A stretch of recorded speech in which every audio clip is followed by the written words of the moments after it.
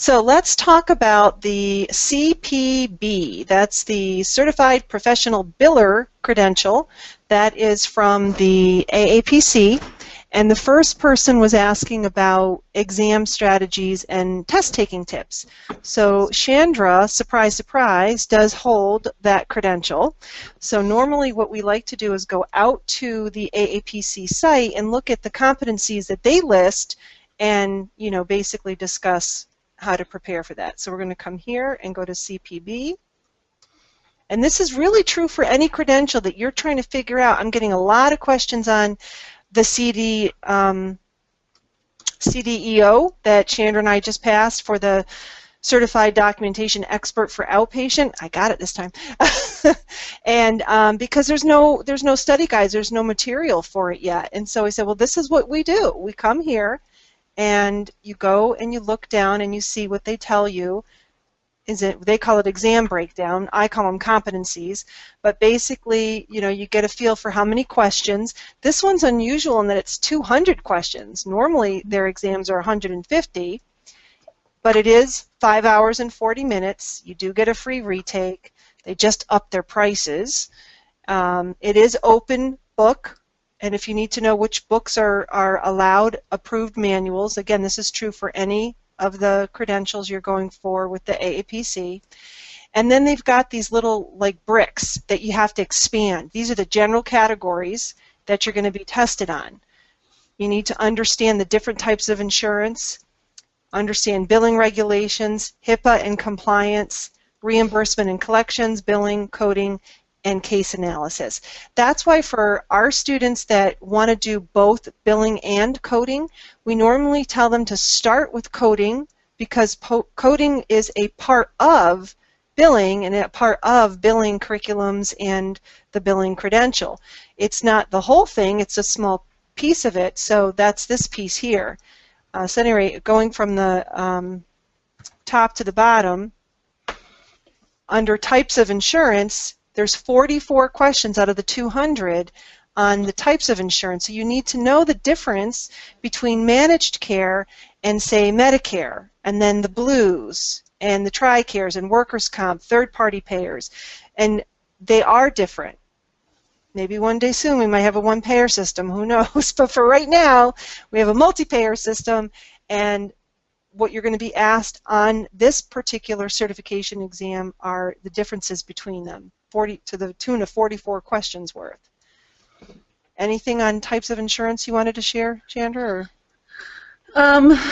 No, I have more kind of general overall comments on the certification exam.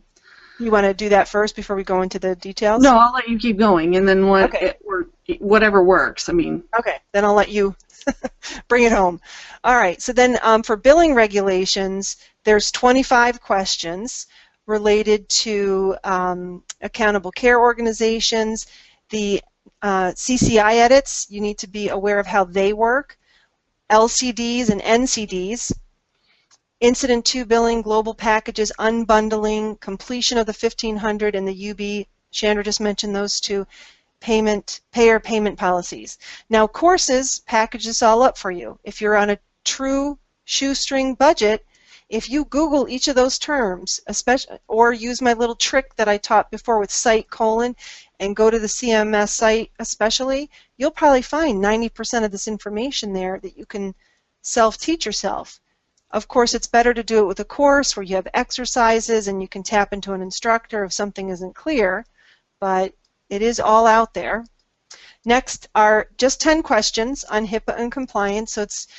But these are a lot of information here, but it's just a small number of questions. For reimbursement and collections, you have 28 questions. So they're going to talk about the RBRVS system, payer and patient refunds, credentialing, accounts receivable, fair debt, patient statements, patient dismissal, professional courtesy. These are all topics that affect the billing departments in physician practices. Collection agencies, bankruptcy payment plans, pre-auths, claim editing tools, remittance advice. Those are all things you need to understand as a biller. The billing itself, there's 28 questions. The appeals process, denials, lots of webinars on that. Claims tracking, timely filing, what are the laws related to that? Demos, you'll hear that, demographics, super bill and encounter forms, big time of the year right now, all the new codes, you want to make sure those forms are up to date. What is the retention of records policy that you have to be aware of? Balance billing, telephone courtesy, electronic claim submission, clean claims, audit the billing process. Coding, there's 15 questions. That's a broad category. So it could really be just about anything. So out of 200 questions, 15, you need to know it enough, but don't make sure you feel like you need to be an expert in radiology, an expert in pathology. You just need to understand the basic guidelines and how to do the coding. And that's only 7.5% of the entire exam. Mm-hmm. I mean, you got to get a 70 or more to pass. Like, not that the coding's not important, but yeah, right. You know. And we like to, with the courses, balance it out based on the number of competencies that are going to show up on the exam and prepare you accordingly. And then, of course, the biggie is 50 questions related to cases. So it might be one case that has 10 questions, you know, but at any rate, so I will let Chandra give us her 2 cents as the one who actually took the exam. So I took the exam, and the first thing I should say before I preface this, and what I tell everybody is, I'm not a biller. Like, I haven't been a biller for several years. She just plays one on the internet. I just play one on TV. No, it was funny. When I took the exam, it was actually because I got a phone call from someone related to AAPC that needed somebody to teach the class. And it was not too long after the credential came out, and they didn't have anybody available that had the certification and experience to teach it. So they asked me if I'd be willing to take the certification exam. And I thought, I'm not a biller. That was my response. He said, no, but you can teach it. You understand it. You've done it before. Can you take it? And I said, okay. So I hadn't, at the time I took it, I hadn't actively done billing day to day, day in and day out for 7 years. I was an auditor. I was, I worked on the compliance side of things. Yes, I understood revenue cycle and how everything worked. But the thing I think that frustrated me most were there are certain things. I mean, when you read through all of the competencies, there are a number of things that they expect you to know off the top of your head that, quite frankly, I don't need to know, in my opinion, day to day. Because I can go look it up on the internet, I can go find the information, but they really expect you to know it for the certification exam. Things like timely filing limits, things like, all of those different dates and all of those different regulations. So it does wind up being a fairly difficult exam in that there's a lot of information on there you're expected to know that is not included in your coding books, right? It's the things that you really learn hands-on, on the job, doing billing day in and day out. And had I been doing billing, I probably would have known more of that information just off the top of my head than I do not doing it day in and day out.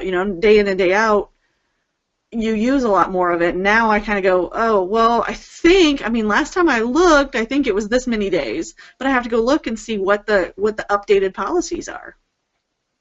So that would be my caution is, if you're thinking about winging it, you're thinking about taking it, you might want to at least do a review class, do something, or review all of the competencies and make sure that you really have a good understanding of everything that's included for that particular exam. And we are working on a CPB Blitz. Joanne Sheehan, you've probably seen her on some of our Q&A webinars. She's ran a successful billing company for years, which her daughters took over. I think she still is very involved in it, though. It's very hard to leave your baby once you create it. But so she's working on writing that up for us and getting the recordings done for that. So that should be very good, no doubt, to help you prepare for that exam.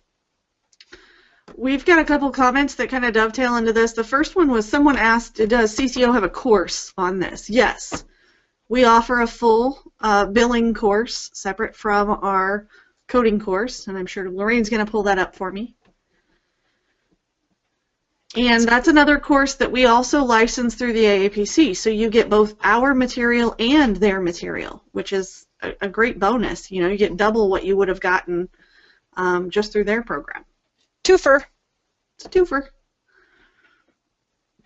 And it's got different, I mean, our course is very much built around including all of these different competencies Yes. that are tested on the exam. And in addition to that full course, I know Joanne's working on the CPB Blitz, but we also have a free practice CPB exam. Yes. So if that's something you're interested in, make sure you go out and check that out. By the way, all of our freebies are at cco.us. And right here with the little heart, freebies, you just click on that. And this is to join our newsletter. This is to get on our next free Q&A webinar. And here's all our free practice exams. We used to only have one. Now we've got CPC, ICD-10, COC, CPB, and the most recent addition, the CRC. Our goal at CCO is to have the free exams first. We like to really give back and help people to do these free exams to get a baseline to see, do I need a full course, or can I get away with just a review blitz? That kind of really helps. And then the next step is we work on developing the paid exams. And just to give you guys an idea, each of these exams, when you take the number of man, or I should say woman hours, to create them at an average hourly rate, not exorbitant, the cost ends up being between $5,000 to $6,000 to develop these tests. So even though they're free, we're doing it to give back, to also, you know, get you into our funnel and get sending you information, letting you know about our teaching style and our courses and, you know, events like this. But they aren't designed to be shared. It's for one user. So we've done segments on being ethical and all of that. So I just would encourage to, when you do it, or if you do one of the purchase ones especially, just keep it to yourself. Don't share it, even though you want to, you know, a lot of people want to be a hero and help their friends. It really isn't the right thing to do. So we would ask that you would respect that, because we did make a difficult decision and we made them printable because we want it to be like the real exam. And the real exam right now is a paper exam. It's not a computer exam. So you've got your booklet and you've got your Scantron form, so we try and duplicate that for you. So we allow you to print the questions. Unfortunately, as soon as you make it like a PDF, it's very easy to share. So we do make you log in and pop in your answers in the online version, and that's how you get your score and the rationales. So at any rate, that's our free practice exam lineup.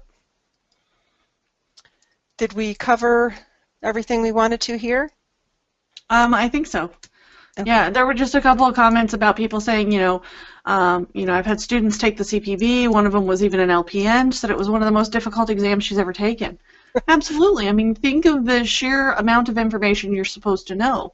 Yeah. Because all billing involves coding, so you've really got to understand the coding. Yes, it's a very small general percentage of the exam, but there's so much more that you have to know from a regulatory and payer perspective beyond just the coding.